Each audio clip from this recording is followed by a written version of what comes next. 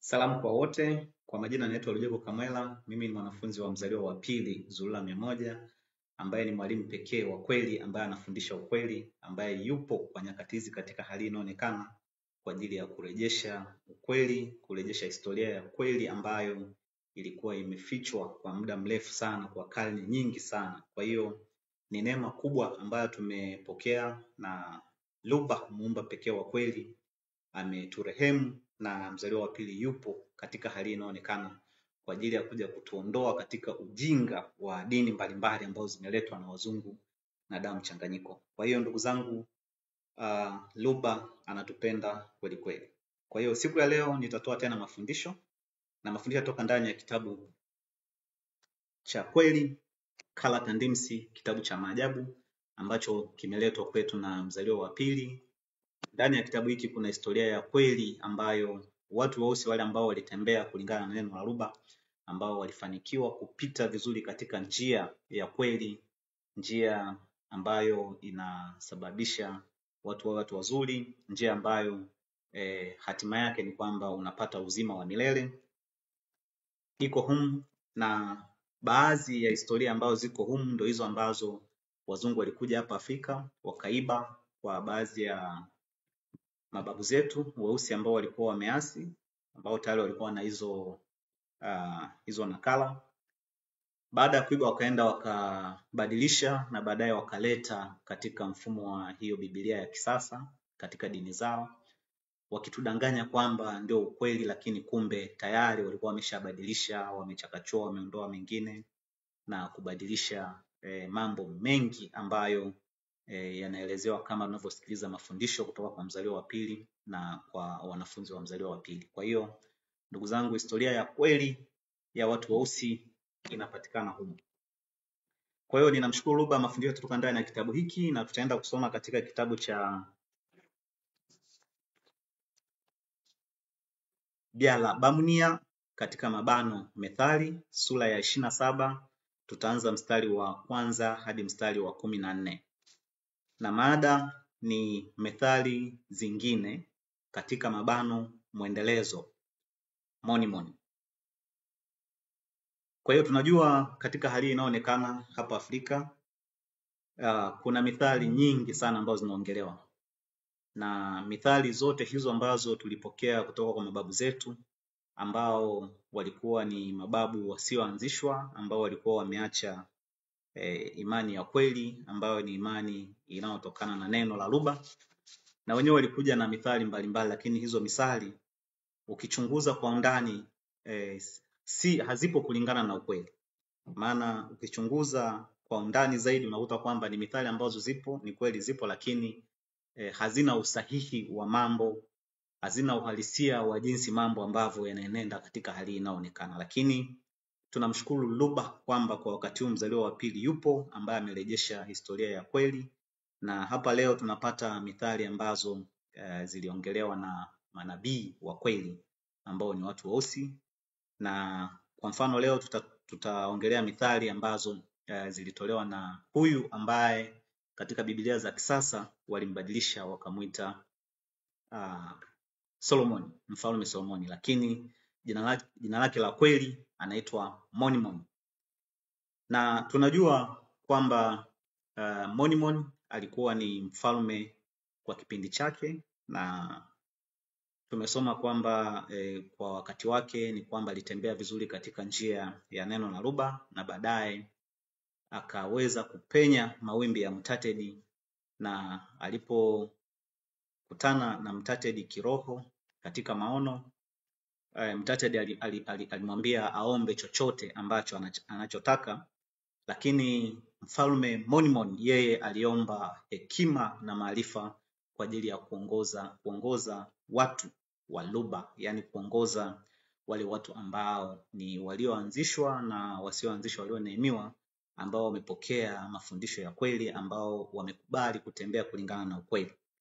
Na hivyo Monimon alipata hiyo zawadi ya hekima kubwa sana kwa wakati wake, na ni moja ya wafalme ambao walikuwa na hekima kubwa sana, na hata katika hali hii inaonekana watu wanasimulia kwamba alikuwa na maarifa mengi sana, lakini tunajua kwamba maarifa yake hayawezi yakazidi maarifa ya mzaliwa wa kwanza ambaye ni Jokisabe na mzaliwa wa pili ambaye ni Zulula 100, kwa sababu hawa wawili wao ni ukuu wote na wanatoka nje ya uwepo usiokuwepo. Kwa hiyo maarifa ya Monimoni pia hayawezi yakazidi maarifa ya mtu wa kwanza kuumbwa ambaye ni baba yetu, mtu mweusi Moto, kwa sababu naye pia alikuwa na maarifa ya juu sana ukilinganisha na watoto wake ambao watakuja kuzaliwa baadaye. Kwa hiyo nikianza mstari wa kwanza unasema kwamba usijisifu jinsi itakavyokuwa kesho, kwa maana haujui kwa uhakika yatakayotokea leo. Kwa hiyo hapa Monimoni anaanza kutuambia kwamba usijisifu kwa jinsi itakavyokuwa kesho. Kwa hiyo ndugu zangu, haya ni mafundisho ya kweli na hii ni mithali ya kweli ambayo inatuandaa tu watu wazuri, tusiwe na tabia za kujisifu, za kujipendekeza, hapana. Na haya yanatufanya tuendelee kuwa na maisha mazuri katika njia hii ya utakaso. Maana unapojisifu kwamba kesho utafanya hivi na lile au kwamba una uwezo wa kufanya jambo hili na hili, je, unajua kesho yako itakuwaje? Na hapa Monimoni akaendelea kusema kwa maana haujui uhakika yatakayotokea leo. Ni kweli ndugu zangu, kwa sababu haya maisha ni fumbo kwa walio wengi. Mambo ambayo yanatokea hata dakika moja ijayo baadaye haujui. Je, una haja gani ya kujisifu kwa mambo ambayo utayatenda au mambo ambayo yatakuwa kesho? Na ndio maana hapa Monimoni anatusihi na kutuomba kwamba tusijisifu kwa jinsi itakavyokuwa kesho. Kwa hiyo tusiwe sawa na hao ambao wapo katika dini mbalimbali, watu ambao ni wasioanzishwa. Tunaona kwamba wanakuwa ni watu ambao wanapenda sana kujisifu, wanajiona kama wao wamefanikisha kila jambo, lakini wanasahau kwamba neno la Luba lipo na wanasahau kwamba hatupaswi kuishi kwa namna hiyo. Mstari wa pili, waachie wengine waimbe nyimbo za sifa zako kituo. Acha mtu mwingine afanye badala ya wewe mwenyewe. Kwa hiyo Monimoni hapa akaendelea kutuambia kwamba tuachie wengine waimbe nyimbo za sifa zako. Yaani hapa inamaanisha kwamba ikiwa wewe ni mtu mzuri, ikiwa unatenda mambo mazuri, ikiwa unafanya mambo ambayo ni kwa ajili ya kusaidia ndugu zako au kaka na dada, basi huna haja ya wewe kujisifu, ila badala yake watakaofanya hiyo kazi ya sifa zako ni wengine ndo ambao wana hilo jukumu la kusifu, lakini wewe huna haja ya kujisifu. Maana kaendelea kusema kwamba acha mtu mwingine afanye badala ya wewe mwenyewe. Maana hapa pia tunajifunza hata kwa Kristo wa kweli Jokisabe kwa wakati wake alitenda mambo mengi ya ajabu, alitenda miujiza mingi, aliponya wagonjwa, aliponya viwete, alitoa demon kwa watu ambao walikuwa wamepagawa na demon kwa wakati wake. Lakini kila mara tunajifunza kwa Jokisabe, hata alikuwa akifanya hayo, alikuwa hapendi asifiwe yeye.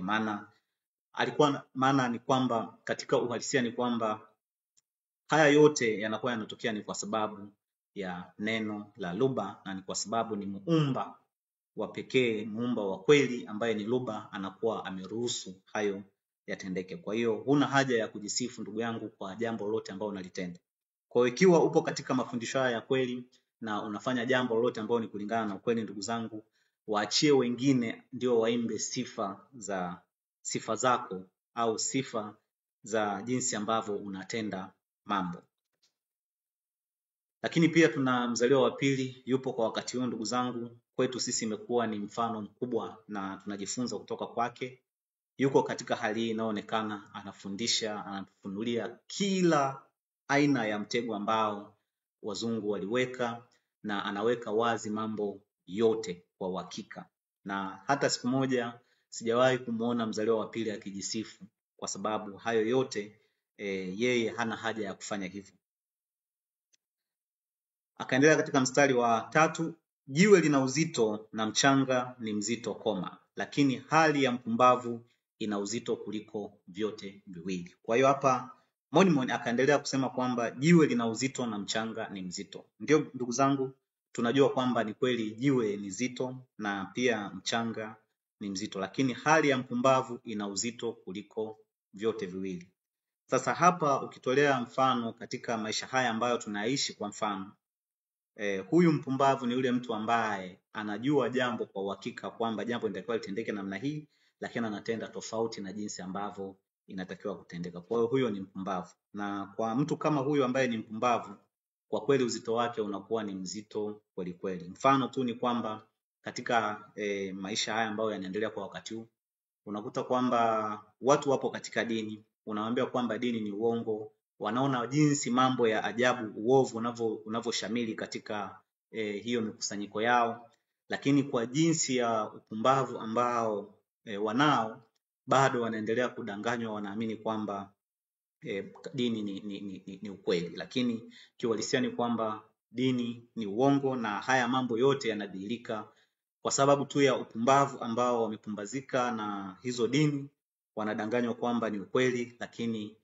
yote yanadhihirika, wanasikia, wanaona mambo ya ajabu, kufuru mbalimbali ambazo zinaendelea kutoka kwa viongozi wao na kutoka na miongoni mwa waumini wao, lakini bado wanaendelea kutumaini kwamba ule ni ukweli. Na mzaliwa wa pili amekuja, anaonesha mambo yote kwa wazi, anaonesha ukweli kwamba ndio huu. Tupo katika neno la Luba, tunaona jinsi mambo yalivyo mazuri kuishi katika neno la Luba, lakini unakuta kwamba wale wapumbavu ambao wamekataa haya mafundisho ya kweli, bado wanakuwa ni wazito kweli kweli, ndugu zangu. Yaani unamuonesha kwa uhakika, angalia hapa pamekaa namna hivi, angalia hii hapa. Kwa mfano, unaweza kuwa unamuonesha hata mikanganyiko na makosa mbalimbali ambayo yapo katika vitabu vya Biblia za kisasa, lakini bado wanashupaza shingo zao. Yaani mpaka unaonea huruma, yaani ni namna gani ambavyo fahamu zao zimekamatika, kwa sababu unaonesha kabisa, angalia jinsi mambo yalivyo katika vitabu vya Biblia za kisasa, wanaona, wanashuhudia, lakini bado ushangaa wanasema unajua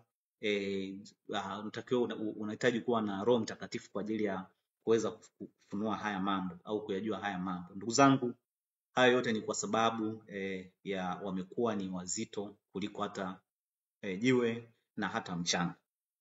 Mstari wa 4, ghadhabu ni kali na hasira ni kali koma, lakini ni nani awezaye kuzuia wivu? Kwa hiyo mwalimu hapa aliendelea kusema kwamba ghadhabu ni kali, na ni kweli ndugu zangu, na pia hasira ni kali, lakini ni nani anayeweza kuzuia wivu? Maana tunatambua kwamba kiukweli ndugu zangu, kwa watu ambao hawapo katika ukweli, pale ambapo wanadhihirisha wivu, hakuna mtu ambaye anaweza kuzuia huo wivu wao.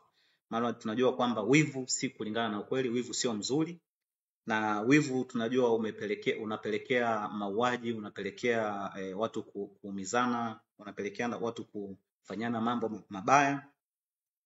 Lakini hayo yote sasa, hii mithali inatuambia kwamba ghadhabu ni kali, hasira ni kali, lakini nani anaweza kuzuia wivu? Hakuna. Lakini pale ambapo unapokuwa katika neno la kweli, katika mafundisho ya kweli, neno la Luba, basi ni neno pekee ambalo lina uwezo wa kuzuia wivu usidhihirike katika maisha yako. Mstari wa 5, afadhali kukosolewa kwa uwazi kuliko urafiki ambao haujidhihirishi wenyewe. Kwa hiyo hapa mwalimu anaendelea kutupatia methali kwamba ni afadhali kukosolewa kwa uwazi. Kwa hiyo tunatambua kwamba ndugu zangu, watu ambao hawapo katika ukweli siku zote hawawezi wakakosoa kwa uwazi, maana wanakuwa na unafiki ndani yao, wanakuwa na wivu ndani yao. Kwa hiyo hapa mwalimu katika methali hii anatuambia kwamba ni afadhali kukosolewa kwa uwazi kuliko urafiki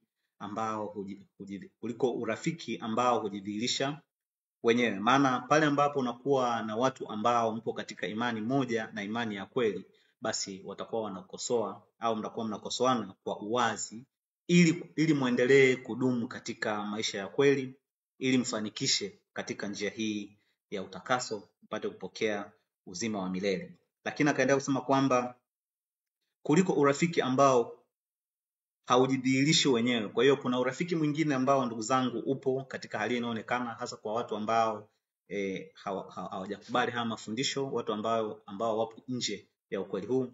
Wana urafiki ambao si kulingana na ukweli, na urafiki huo unakuwa hauwasaidii chochote. Mstari wa 6. Lawama za rafiki huthibitisha uaminifu wake, nukta koma. Busu katika mabano kwenye mkono au shavu kama ishara ya kushikamana, koma, upendo na heshima ya adui ni nyingi mno. Kwa hiyo tunaona hapa Monimoni ameendelea kusema kwamba lawama za rafiki huthibitisha uaminifu wake. Lakini hapa rafiki ambaye anazungumziwa hapa ni rafiki ambaye yupo kulingana na ukweli. Yaani rafiki ambaye mnashiriki imani moja. Kwa hiyo unapopokea lawama kutoka kwa rafiki, maana inakuwa ni lawama ambayo inakupeleka katika njia ya ukweli. Yaani anakulaumu kwamba kwa nini unatenda mambo haya ambayo si kulingana na ukweli, mambo ambayo ni dhidi ya sheria ya neno. Kwa hiyo unapokuwa unapokea lawama za namna hiyo, zinakuwa zinathibitisha uaminifu wake kwako. Yaani ni upendo wa dhati, yaani ana uaminifu kwako kiasi kwamba anakuwa anakufanya na wewe urejee katika njia iliyo sahihi. Lakini akaendelea kusema kwamba busu katika mabano kwenye mkono au shavu kama ishara ya kushikamana au upendo na heshima, hiyo busu ya adui ni nyingi mno. Ndugu zangu, tunatambua na tunajua kwamba katika hali inayoonekana, ukiwa na marafiki ambao si kulingana na ukweli, marafiki ambao sio wazuri, wanakuwa wanabusu nyingi sana. Yaani unakuta kwamba anakuwa anakubusu, anaonesha anakupenda, anaonesha yuko pamoja na wewe. Lakini ndugu zangu, tambua kwamba hayo yote si kulingana na ukweli, na huo ni mshikamano au ni upendo na ni heshima za unafiki. Ni upendo wa unafiki, ni heshima ya unafiki, kwa sababu huyo ni adui yako pasipo wewe kujua. Kwa hiyo wengi wanakuwa wanaingia kwenye matatizo mbalimbali, wanakuwa wanaingia kwenye kudhalaulika, kwenye kutukanwa, kwa sababu anakuwa anapewa heshima au upendo ambao sio mzuri. Mstari wa 7. Mtu aliyeshiba hata hukataa asali, nukta koma. Mwenye njaa huona tamu kilicho kichungu. Kwa hiyo tunaona hapa methali nyingine ambayo Monimoni anatuambia tena kwamba mtu aliyeshiba hukataa asali. Sasa hapa katika mfano halisi, mfano wa kweli, ni kwamba mtu ambaye ameshiba haya mafundisho ya kweli, mafundisho ya neno la Ruba, huu kweli, huwa siku zote anakuwa anakataa yale mambo yote ambayo yanaonekana kama ni asali, ambayo yanaonekana kama ni mazuri, lakini kumbe hayo mambo baadaye yanakuwa yanaleta matatizo mbalimbali.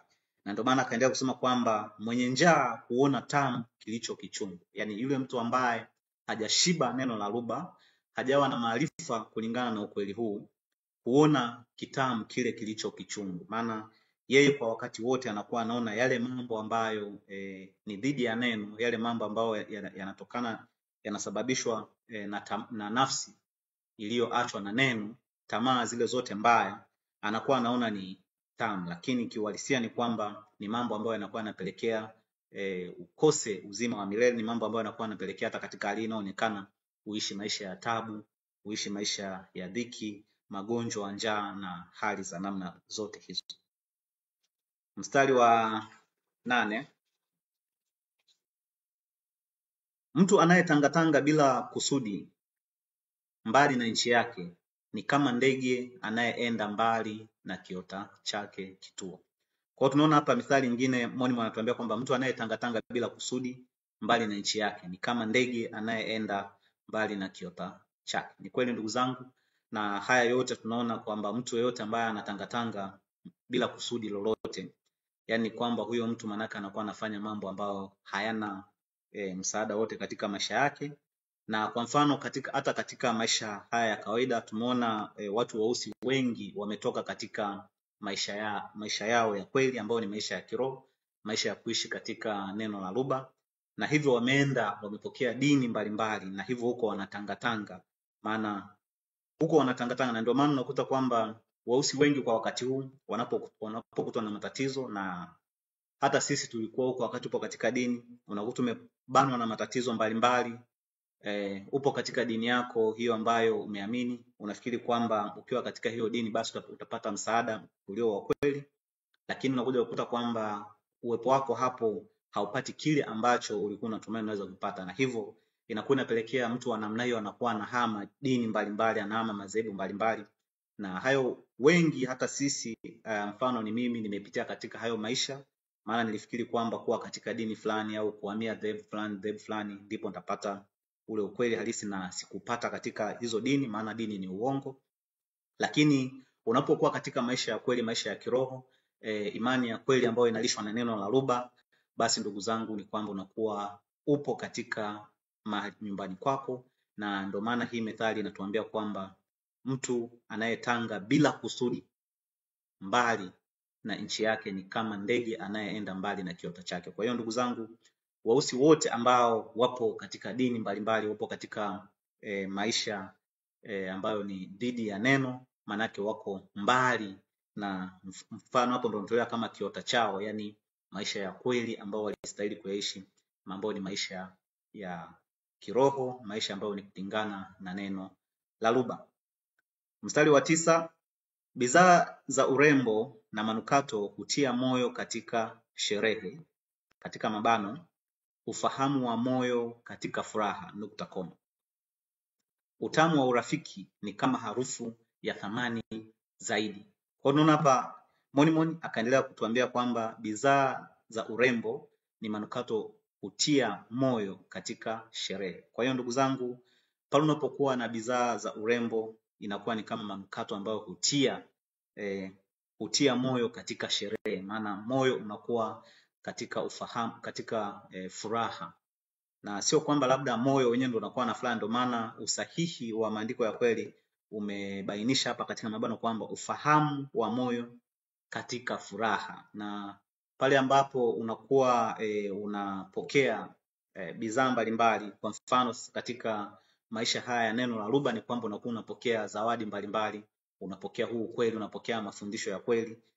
Tunajua kwamba mioyo yetu inakuwa inapata ufahamu wa moyo, yani mioyo yetu inakuwa ipo katika sherehe, yani inakuwa inapokea furaha kulingana na huu ukweli ambao tunakuwa pokea. Akaendelea kusema kwamba utamu wa urafiki ni kama harufu ya thamani zaidi. Maana hapa katika mfano halisi ni kwamba pale unapokuwa na rafiki ambaye yupo kulingana na ukweli, rafiki ambaye atakuwa yuko pale kwa ajili ya kusaidia katika jambo lolote ambalo linakuwa unahitaji msaada, lakini kulingana na ukweli, basi rafiki wa namna hiyo ni kama harufu ya thamani zaidi. Na ndio maana katika neno la Ruba tunaomba kuwa na marafiki ambao ni wazuri, marafiki ambao wanatii neno la Ruba, yani marafiki ambao wapo katika imani ya neno la Ruba. Kwa hiyo unapokuwa na marafiki wa namna hiyo, hawezi wakakufanyia jambo lolote ambalo ni baya, na hivyo unakuwa na rafiki ambaye anakuwa na harufu ya thamani zaidi kwako. Mstari wa 10, usimwache rafiki yako na rafiki wa baba yako, katika mabano, walio na tabia njema, wala usiingie nyumbani mwa kaka yako siku tu ya dhiki yako, .com.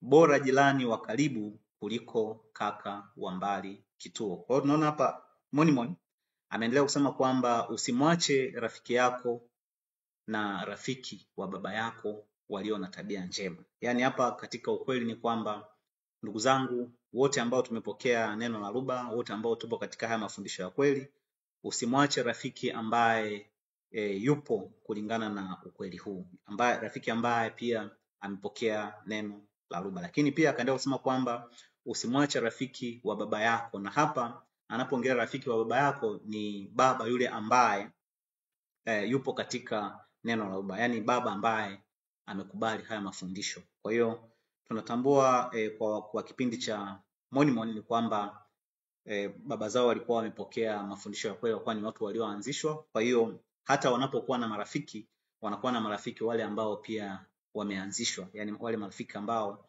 wako vizuri katika imani ya kweli. Na hivyo unapokuwa na rafiki wa namna hiyo ambaye amepokea neno la Ruba na rafiki wa baba yako ambaye pia yupo katika imani ya kweli, wanakuwa ni marafiki wazuri ambao watakuongoza vizuri katika njia hii ya utakaso. Kwa hiyo ndugu zangu, hapa haijamaanisha kwamba kuchukua marafiki tu mbalimbali, kwa mfano baba ambao hawapo katika neno la Ruba, baba ambao ni wasioanzishwa, kwa sababu ukiwa na marafiki wa namna hiyo ndugu zangu, wanaweza wakakuondoa katika njia ya kweli, wakakufanya unaanza kufanya mambo ambayo ni dhidi ya neno la Ruba. Kwa hiyo methali hii inatuomba kwamba tusiwache marafiki wale ambao ni kulingana na neno la lugha. Akaendelea kusema kwamba wala usiingie nyumbani mwa kaka yako siku tu ya dhiki yako. Kwa hiyo hapa tunaomba kwamba isiwe kwamba wakati huo umepatwa matatizo au unahitaji msaada fulani, hapo sasa ndio unahitaji kuingia kwenye nyumba ya kakako kwa ajili ya kwenda kusaidika jambo lako. Hapana. Bali ukiwa na urafiki wa kweli ni kwamba basi muda wote mtakuwa mnatembeleana na muda wote mnakuwa mnasaidiana, na si kama ambavyo wanafanya watu wasioanzishwa, maana tunatambua wengi tumetoka katika maisha hayo. Unakuta kwamba mtu akiwa na tatizo hapo ndo anakuja na kutembelea nyumbani kwako, lakini akiwa na maisha yake na maisha yake yanaendelea vizuri, basi hana haja ya kuja kwako. Na hivyo watu wa namna hiyo tunahitaji kuwaepuka, maana katika maisha haya ambayo tunaishi unakuta kwamba mfano tumesoma shule mbalimbali za sekondari, si primary, unakuta kwamba kwa wakati ulikuwa na rafiki ambaye mlikuwa na urafiki naye, baada ya kuachana hamjawahi kuwasiliana hata miaka 6, 10, lakini pale ambapo anakuwa na tatizo tunashangaa simu inaita, na simu ikiita na kusalimia anakuwa kama amekumbuka sana wewe rafiki yake sana, lakini sikilizia baada ya dakika chache unashangaa ndugu yangu samani na shida 1 2 3 naomba unisaidie 1 2 3. Marafiki wa namna hiyo ndugu zangu si marafiki wa ukweli, na ndio maana hapa methali hii inatuomba kwamba usiache marafiki wale ambao wapo kulingana na ukweli. Akaendelea pia kusema kwamba ni bora jirani wa karibu kuliko kaka wa mbali. Kwa hiyo ndugu zangu, methali hii pia inatuomba kwamba maana tunatambua katika neno la lugha tumeombwa kwamba tuwe watu wazuri, tuishi vizuri na majirani, na hivyo inakuwa ni vizuri zaidi kwa sababu hata pale unapokuwa unapatwa na tatizo, basi jirani yako yuko pale ndio anayeweza kutoa msaada wa karibu zaidi kuliko kaka yule ambaye ni wa mbali. Kwa hiyo tunaona mithali kama hizi ndugu zangu ni mithali ambazo zinatujenga, zinatufanya tuwe na umoja watu weusi, kwa sababu unajua wazungu walipokuja Afrika wameleta ustaarabu wao, na ndio maana ukuta kwamba maisha sasa hivi yamebadilika sana. Yaani watu weusi wamekuwa na maisha ya ajabu, maisha ambayo sio maisha yao, kwa sababu tunajua kwamba kwa mfano mimi nimeshaishi kwa sehemu maisha ya kijijini, ni kwamba maisha ya kijijini miaka ya nyuma kidogo hapo ni kwamba watu walikuwa na umoja kweli kweli, walikuwa na hali ambayo hata tatizo likitokea unakuta kwamba wanashirikiana. Angalia kwa wakati huu dini zimekuja, dini zinaendelea kushamili na watu wanazidi kuiga maisha ya kizungu, maisha ambayo hayana utu, yani hayana maisha ya kusaidiana, ni maisha ambayo ni maisha ambayo si kulingana na ukweli ndugu zangu. Unakuta kwamba mtu una tatizo na hata hauwezi ukaenda kuomba msaada kwa jirani yako. Na haya ni maisha ambayo wazungu watu weusi wanaiga kwa wazungu. Lakini ukiangalia kwa watu weusi maisha ambao walikuwa wanaishi hapo awali ni maisha ambayo ni ya kusaidiana. Mfano pia kwa wakati huu unakuta mtu umepatwa na tatizo, umepatwa na msiba, lakini cha ajabu ni kwamba watu wanakuwa wanafurahi kuja kwako kwa ajili ya kuja kupata chakula, kuja kula wali na marage, kuja kula wali na nyama, lakini unakuta kwamba hawako pale kwa ajili ya kukusaidia au kwa ajili ya kukufariji wewe ambaye ni mfiwa. Matokeo yake unakuta kwamba wewe ambao umefiwa ndio unakuwa unaingia tena gharama ya kuwalisha watu ambao wanakuja kukufariji. Sasa ukilinganisha na hali ya zamani ya watu weusi ni kwamba ilikuwa tofauti. Watu weusi mtu ulikuwa ukipatwa na matatizo umefiwa, unakuta kwamba wewe ambao umefiwa unakuwa yani hauingii gharama ya kitu chochote, kwa sababu wale majirani na marafiki mbalimbali ndio wataleta vyakula, ndio watafanya shughuli yote ya kupika, ya kuleta vyakula mbalimbali hapo, na unakuta kwamba hata msiba ukiisha bado unaendelea kubaki na vyakula vingi ambavyo vimebaki ambavyo watu wamekuletea. Lakini kwa wakati huu ndugu zangu imekuwa tofauti, na haya yote yanatokana ni kwa sababu ya hizi dini ambazo zimeletwa hapa Afrika na haya maisha ya kizungu ambayo hayana msaada wote kwa kwetu sisi watu weusi. Kwa hiyo ndugu zangu, mithali hii inatuomba kwamba ni bora jirani wa karibu kuliko kaka wa mbali. Kwa hiyo ndugu zangu, hata katika neno la lugha tunaomba mara kwa mara kwamba tuzidi kuimarisha upendo kati ya majirani na majirani, na si kutegemea tu kaka yako ambaye yuko mbali labda kilomita 1000 huko, ambapo ukipatwa na tatizo aweza kukusaidia jambo lolote kwa wakati huo kwa haraka zaidi. Mstari wa 11. Ishi kwa hekima, mwanangu, nitakuwa na moyo katika mabano, ufahamu wa moyo wenye kujaa furaha, na yeyote akinikosoa, nitaweza kumjibu. Kwa hiyo Moni hapa anatuomba kwamba tuishi kwa hekima, maana wakati huo ni kwamba unavyosikia hizi mithali zinakuomba uishi kwa hekima. Na maana unapokuwa unaishi kwa hekima, yule ambaye ndiye anakuongoza wewe, yule ambaye ndio anakufundisha maisha mazuri, pale ambapo unapokuwa unaishi kwa hekima ni kwamba moyo wake unajaa furaha. Na ndio maana hapa Moni akasema kwamba moyo wake, yani ufahamu wa moyo utajaa kwa furaha pale ambapo watoto wanakuwa wanaishi kwa hekima na si kwa kiburi. Akaendelea kusema kwamba na yeyote akinikosoa nitaweza kumjibu. Kwa hiyo mtu ambaye anaishi kulingana na ukweli ana ujasiri wa hata kukosolewa. Maana ikiwa mtu upo katika ukweli, hauna haja ya kuficha yale mambo ambayo unaona kwamba si kulingana na ukweli. Kwa hiyo ikiwa mtu anakuja anakukosoa kwa jambo lolote ambalo labda umeenda dhidi ya sheria, basi ni vema na wewe ukawa na uwezo wa kumjibu, ikiwa ni kumshukuru au kusema asante kwamba amekutoa katika labda katika uongo fulani, basi unakuwa una uwezo wa kumjibu. Na ndio maana hapo Monimon ana ujasiri, na tunatambua kwamba Monimon alikuwa na hekima kweli kweli, na alikuwa na hekima ambao na maarifa mbalimbali ambao ni kulingana na ukweli. Na ndio maana nasema kwamba yeye alikuwa na uwezo wa kumjibu mtu yeyote ambaye atamkosoa. Na si kwamba hapa Monimon alikuwa na uwezo wa kumjibu kwa kiburi au kwamba anajeuri kwamba yeye ni mfalme, hapana, kwa sababu alikuwa na hekima ambayo ni kulingana na ukweli, alikuwa na maarifa ambayo ni kulingana na ukweli, na hivyo alikuwa anatenda mambo ambayo ni kulingana na ukweli kwa wakati huo. La wakati huo ni kwamba ulikuwa ukimkosoa kwa jambo lolote, ikiwa ni jambo ambalo ni kulingana na ukweli, basi alikuwa na uwezo wa kujibu kwa usahihi na kukusaidia zaidi kuendelea na maisha ambayo ni mazuri. Mstari wa 12. Aliyeanzishwa anaona janga linakuja na kujificha kituo. Wasioanzishwa, wazungu na damu mchanganyiko katika mabano metisi hujiingiza ndani yake na wanalipa ghali. Kwa hiyo ndugu zangu, hapa tunaona methali inasema kwamba aliyeanzishwa anaona janga linakuja na kujificha. Kwa hiyo kwa sisi ambao tupo katika mafundisho haya ya kweli, tupo katika chuo hiki cha kweli ambacho tunafunzwa ukweli, tumeanza kujifunza majanga mbalimbali, na hivyo tunakuwa tunayakimbia. Maana tunaona kwamba yale majanga yote ambayo tulikuwa tuyajui, maana tulikuwa katika ujinga wa hizo dini, hatujui kwamba hili ukiwa unatenda jambo hili linaweza kusababisha matatizo mbali haya na haya, tulikuwa hatujui. Na hivyo ilikuwa inatusababisha badala ya kukimbia hayo majanga, maana tunakuwa tunaenda ndani zaidi, matokeo yake tunakuwa tunapata matatizo mbalimbali ambayo yanatukumba huko. Na ndio maana hapa anasema kwamba walioanzishwa wanapoona janga linakuja, wao hujificha.